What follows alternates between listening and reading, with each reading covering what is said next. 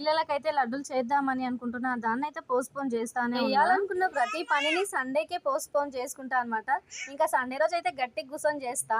నువ్వులైతే చాలా చిన్నగా ఉంటాయి కదా! ఆ నువ్వులలో చిన్న చిన్న ఇసుకరాళ్ళు కూడా ఉంటాయబ్బా!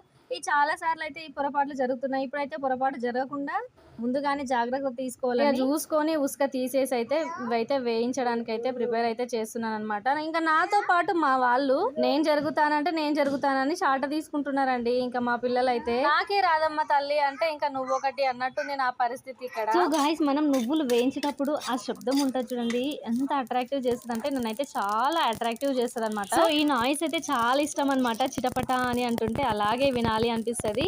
ఇవి పేలిన తర్వాత అయితే మళ్ళీ సడన్ గా సౌండే రాదనమాట. ఇది పేలి సడన్ గా మన స్కిన్ మీద పడిందంటే చాలా చిటుక్కుమని మంట పుట్టినట్లు అవుతుంది అనమాట. మీరు అబ్జర్వ్ చేశారా? అదనమాట విషయం, నువ్వుల విషయం. ఇంకా పల్లీలను కూడా లైట్ గా వేయించి ఇంకా ఒకటి దాని తర్వాత ఇంకా బెల్లము, నువ్వులు, పీనట్స్ వేసి బాగా మిక్సీ పట్టుకున్నామంటే టేస్టీ లడ్డూలు అయితే తయారవుతాయి. నేనైతే బ్రహ్మాండంగా ఆరగిస్తున్నాను. Thanks for watching.